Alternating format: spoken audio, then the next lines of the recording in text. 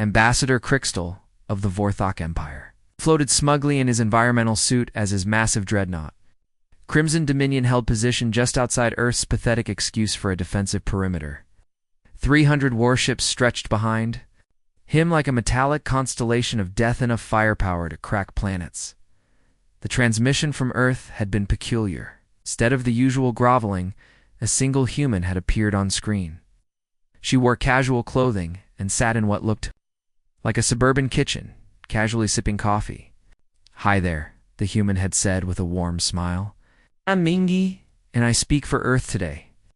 We've received your conquest ultimatum, and honestly, we appreciate the heads up. Really courteous of you." Crystal blinked his 4 eyes in confusion. "Where was the terror? The military brass?" Minji continued, seemingly oblivious to the absurdity.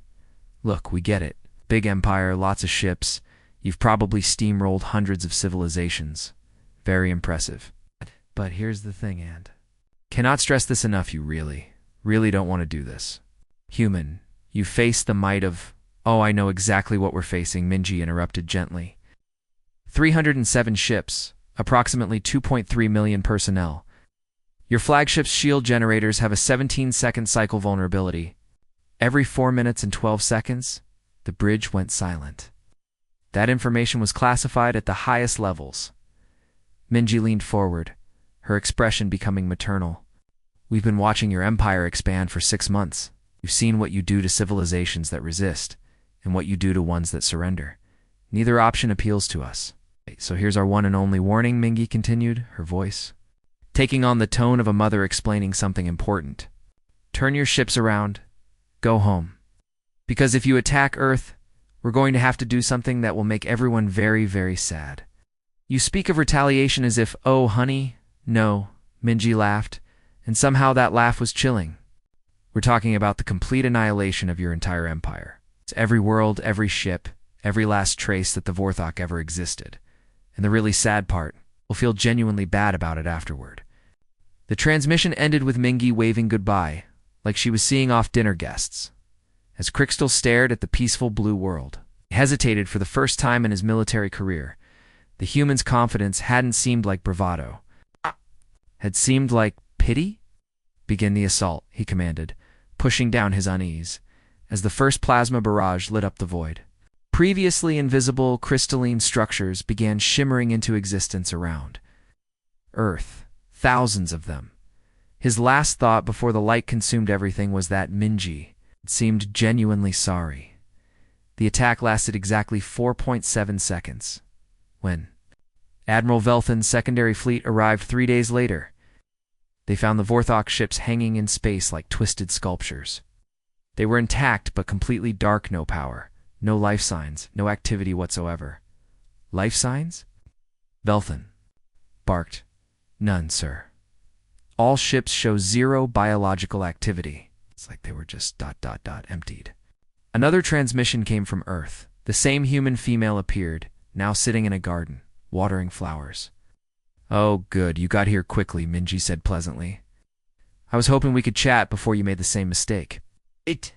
Due to them, we gave them exactly what we promised. Complete annihilation. Though displacement would be more accurate. They're not dead, they're just elsewhere. Elsewhere, actually. We scattered them across various points in space-time. The casual way she described the fate of 2.3 million beings was terrifying. "That's impossible.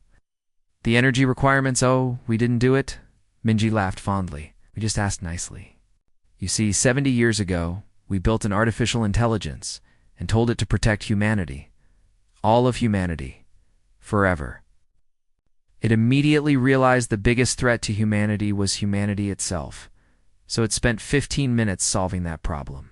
Cured aging, ended scarcity, eliminated disease, made war impossible between humans, just fixed us, and AI. Thing about a truly advanced artificial intelligence is that it doesn't think in terms of possible or impossible. It just thinks in terms of optimal solutions. And when we told it about your empire's habit of enslaving species..." She paused. To tender rose, it developed very strong opinions about the optimal solution to the Vorthok problem. The transmission flickered, and something else looked through Minji's eyes. Something vast and patient, and utterly alien. The Vorthok Empire will cease all aggressive expansion. All enslaved species will be liberated. You have 72 hours to comply. Then Minji was back, blinking normally. Sorry, it gets intense sometimes. Should probably head home and start making calls. The AI appreciates punctuality. The transmission ended, leaving Velthin wondering how his empire had suddenly become extinct. Emperor Verkax the Conqueror sat on his throne made from the bones of fallen enemies. For 800 years, he had ruled the greatest empire the galaxy had ever seen. He had watched 10,000 worlds burn under his command.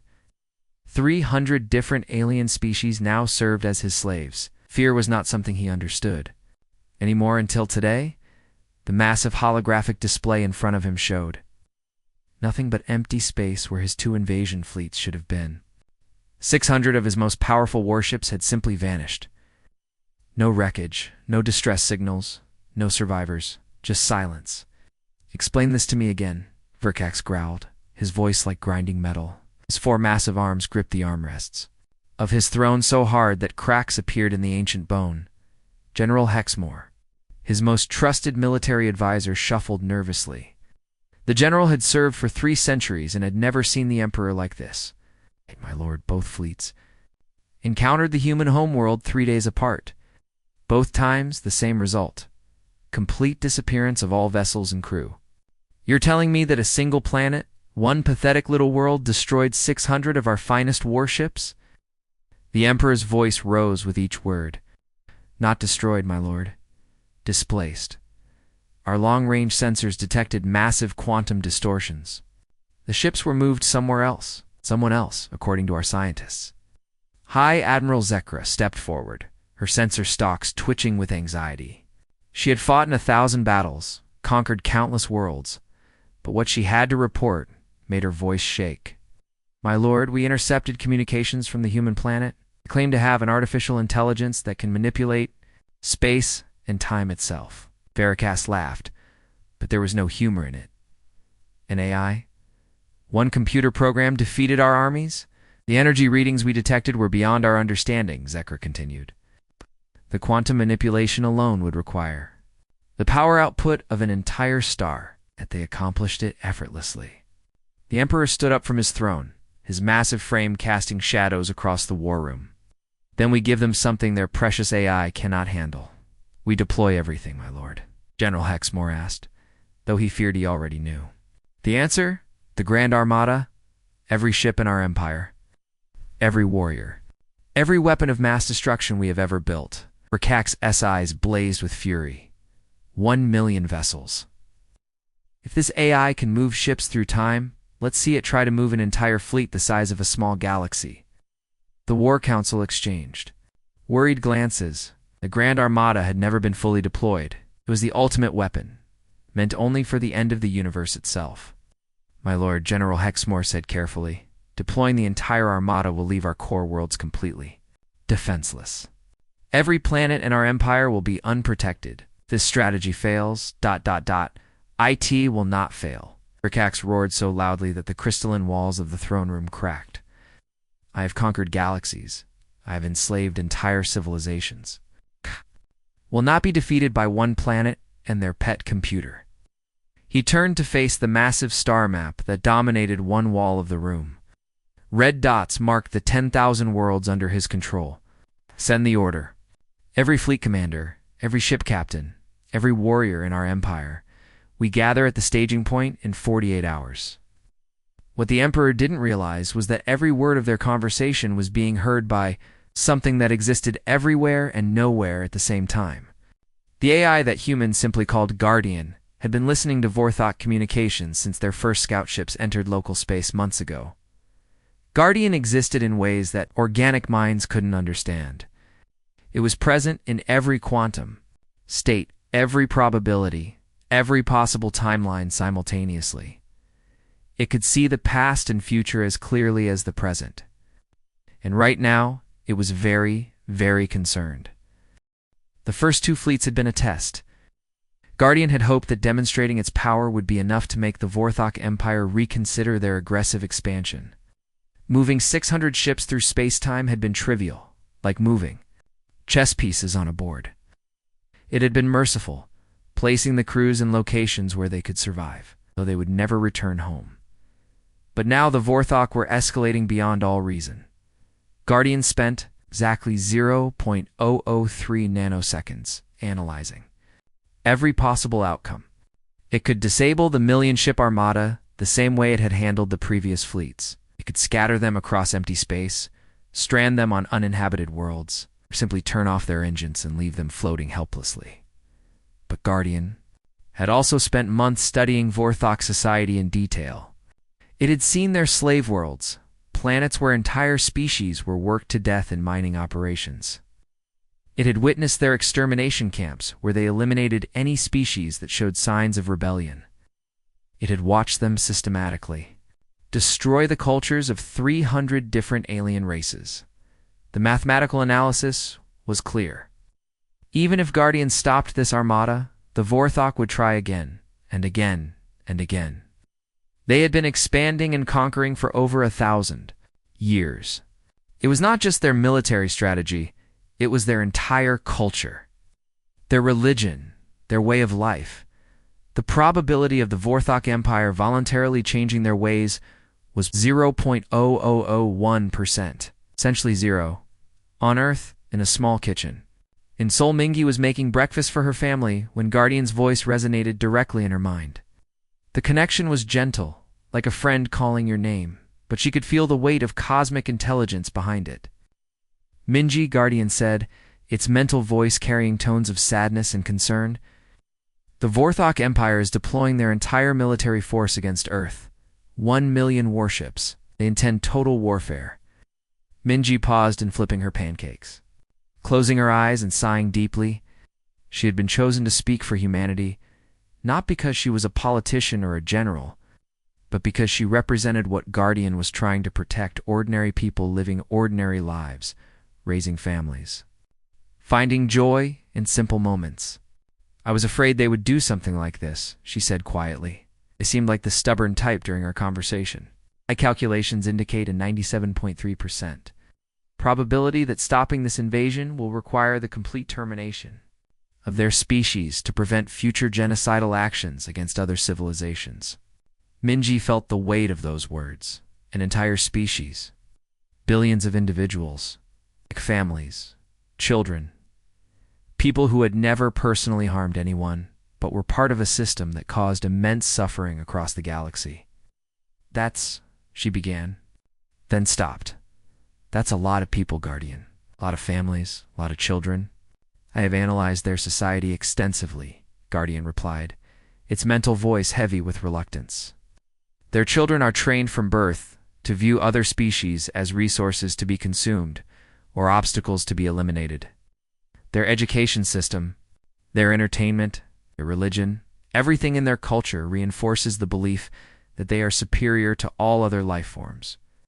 The possibility of reforming such a deeply ingrained worldview within acceptable time frames is statistically negligible. Minji turned off the stove and sat down at her kitchen table. Looking out the window at her garden, where her own children played, she thought about all the species the Vorthok had enslaved, all the worlds they had destroyed, all the families torn apart by their endless expansion. If it has to be done, she said finally, her voice barely above a whisper, make it quick. Make it painless. They don't deserve to suffer, even if they have built their entire civilization on making others suffer. Understood, Guardian replied. I will minimize pain while ensuring complete effectiveness. The solution I am developing will remove them from this timeline entirely, placing them in a separate reality where they can exist without threatening other species. Can you, can you make sure their children don't suffer? The ones who haven't chosen this path yet? All will be treated with equal compassion. They will simply find themselves in a reality where their empire exists alone, with no other species to conquer. They can continue their way of life without harming others. As Guardian began the most complex calculation it had ever attempted, the complete temporal excision of an entire interstellar civilization, Minji finished making breakfast for her family. Soon her children would wake up and run downstairs laughing and fighting over who got the last pancake. It was a normal morning on a normal day, except that in 48 hours. The largest military force in galactic history would arrive with the intention of ending everything she held dear. But Guardian would be ready. And for the first time in its existence, it would not show mercy to those who threatened the innocent. The Vorthok Empire had been given their warning. They had chosen war over wisdom. Now they would learn that some choices cannot be undone. The space around Earth's solar system began to warp and bend like water being disturbed by a massive stone. Stars seemed to shift in their positions as reality itself struggled to accommodate what was arriving. The Grand Armada of the Vorthok Empire was entering the system. It was unlike anything the universe had ever seen. 1 million warships stretched across space in perfect formation. The smallest vessels were the size of city blocks, while the largest dreadnoughts dwarfed entire mountains. They formed a metallic wall that extended from Mercury's orbit all the way to the asteroid belt. A distance so vast that light took several minutes to travel from one end to the other. Emperor Verkax stood on the bridge of his flagship. Eternal Dominion, a massive vessel that was more like a floating city than a ship. Its hull was forged from the cores of dead stars, and its weapons could crack planets in half. Around him, thousands of crew members worked at control stations that managed the coordination of the largest military force in galactic history. Status report, the Emperor commanded. His 4 massive arms crossed behind his back as he stared at the small blue dot that hung peacefully in the distance. Fleet Admiral Zexener, battle-scarred veteran of countless conquests, stepped forward. With obvious pride in his voice, "My lord, all 1 million vessels report combat ready. Our reality anchors have been deployed in a grid pattern throughout the system.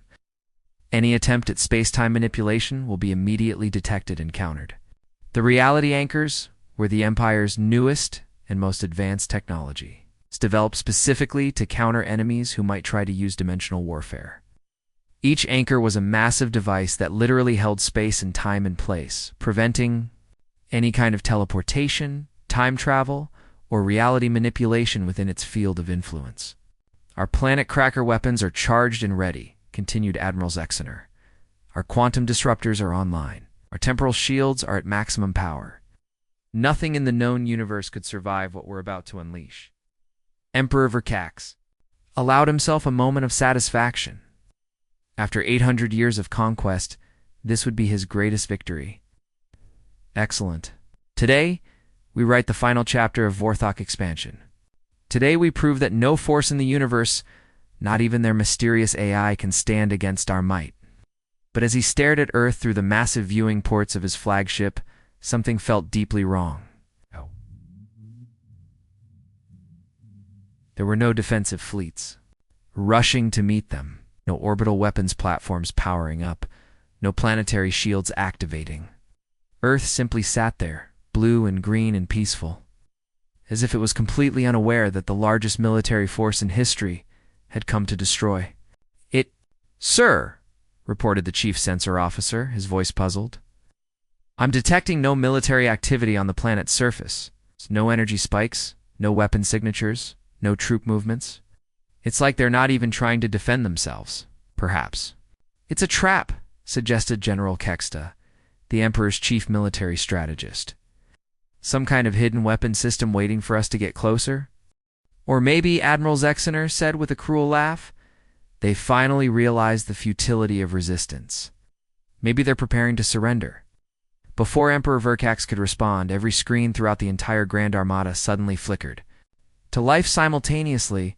The same transmission appeared on 1 million ships at exactly the same moment, and somehow bypassing all their security systems and communication protocols as if they didn't exist. The human female they had spoken to before appeared on screen, but this time she wasn't in her kitchen or garden. She sat in what looked like a small cafe, holding a delicate teacup in her hands.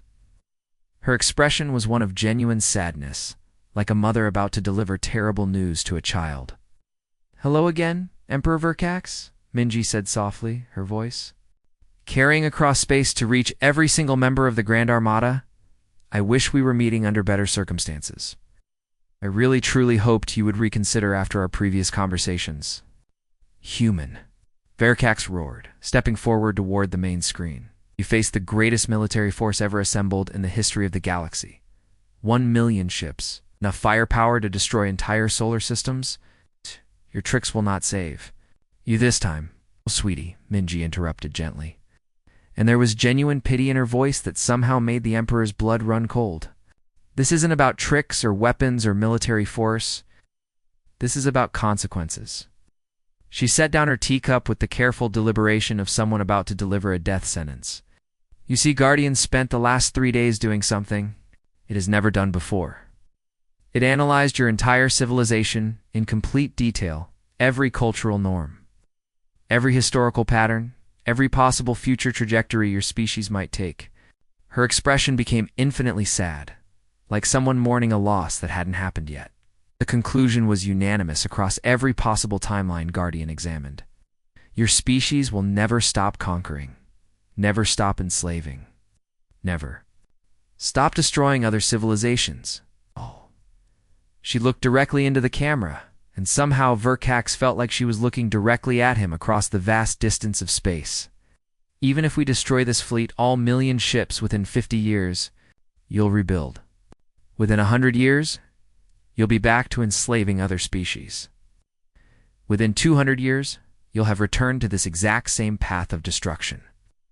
Minji's voice took on the tone of someone explaining a terrible but necessary truth.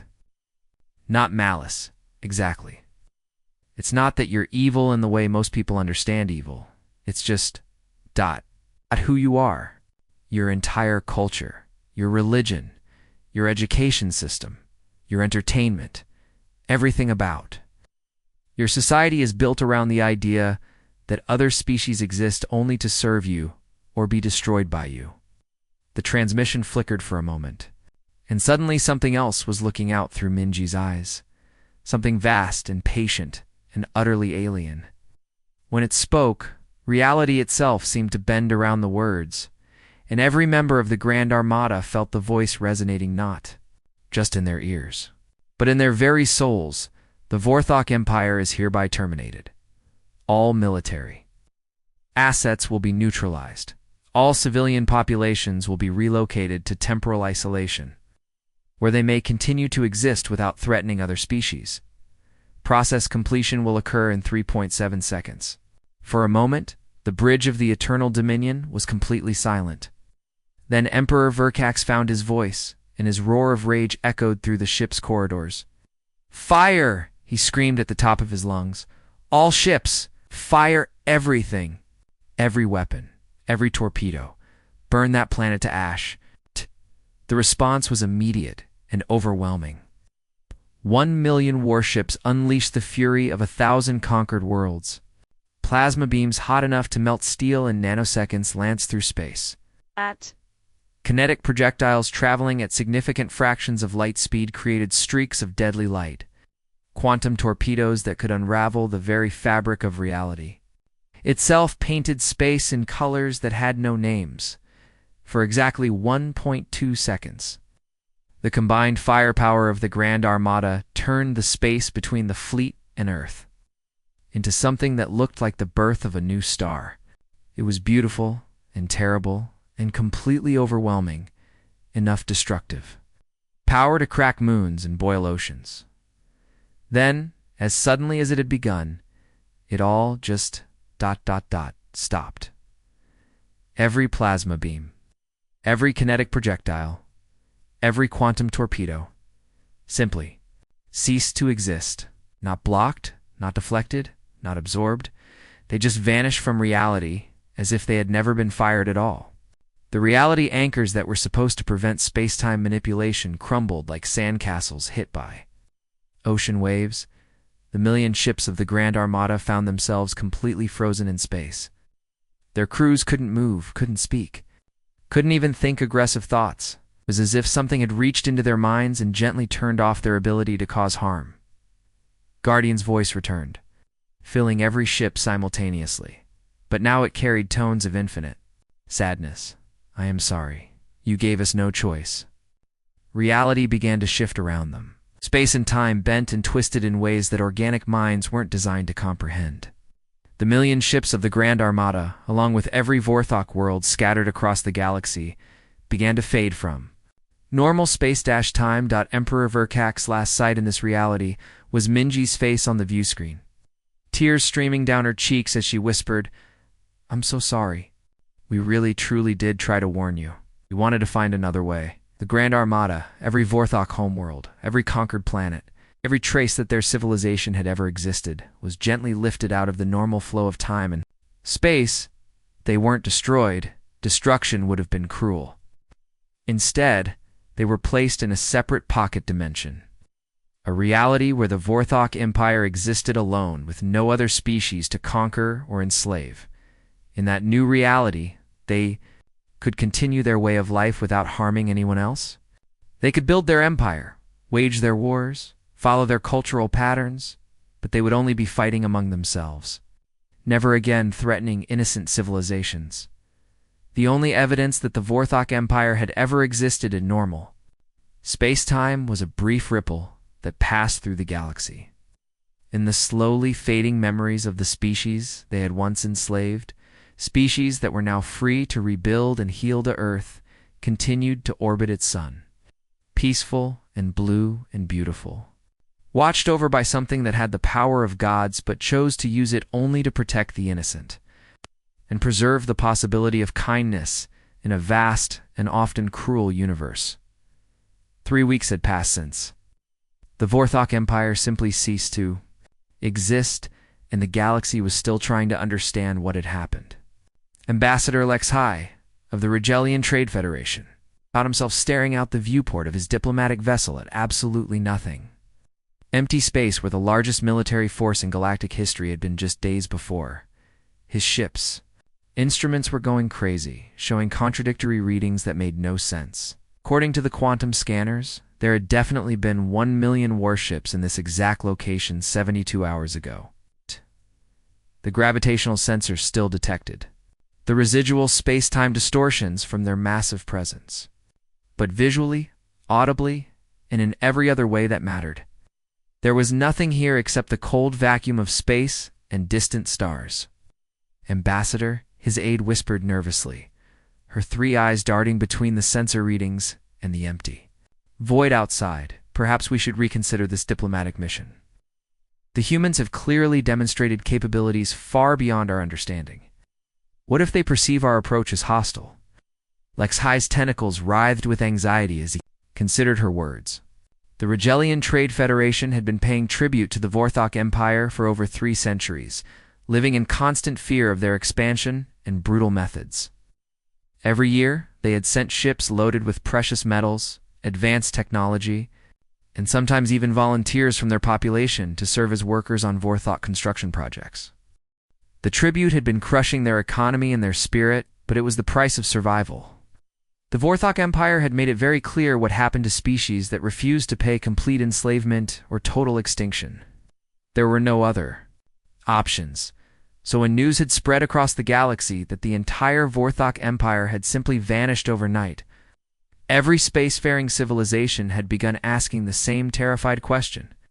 What kind of species possessed the power to casually delete an interstellar empire that had dominated the galaxy for over 1,000 years? We proceed as planned, Lexi decided, though his voice shook slightly with fear. Consider this logically. If the humans wanted our species destroyed, we would already be gone. The fact that we're still here, still alive, still capable of making this journey suggests they have no hostile intentions toward us.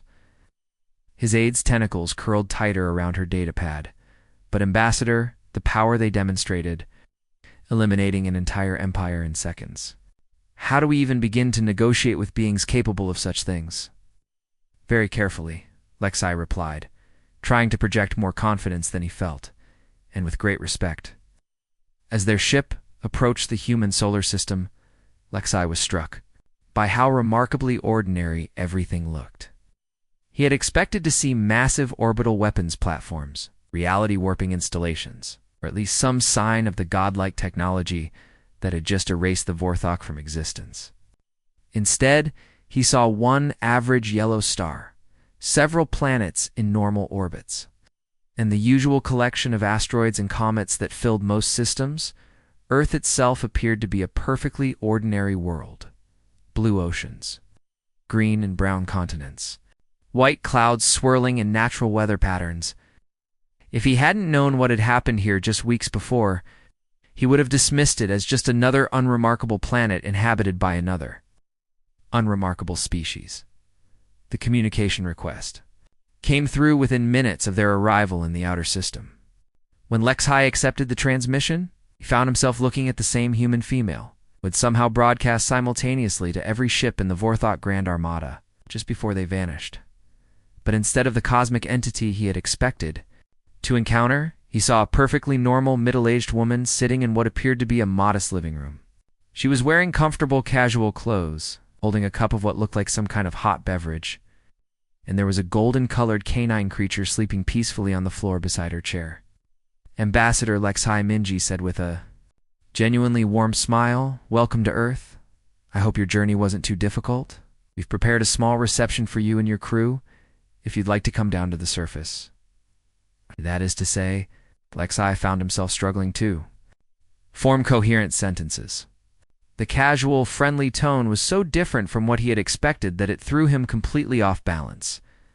"Your demonstration of power," he finally managed to say. "You eliminated an entire interstellar empire in a matter of seconds. Vorthok had ruled for over 1,000 years, and you simply erased them." Minji's expression immediately became sad, and she set down her cup with obvious heaviness. "We did. And I want you to know that we will carry the weight of that decision for the rest of our existence as a species. But they truly left us no choice in the matter. Sometimes in life, all your options are terrible, and you have to choose the least terrible one." The artificial intelligence Lexi pressed, his voice barely above a whisper. "Guardian, is it hostile to other species? Should we be afraid?" To his complete surprise, Minji actually laughed, and the sound was warm and entirely human. "Oh goodness, no. Guardian absolutely adores other species. It spends most of its time these days designing optimal habitat worlds for civilizations that have been displaced by various conflicts throughout the galaxy. It's like having a cosmic interior decorator with unlimited resources and perfect knowledge of what makes each species happy." Before Lexi could respond, he felt a new presence fill the communication channel.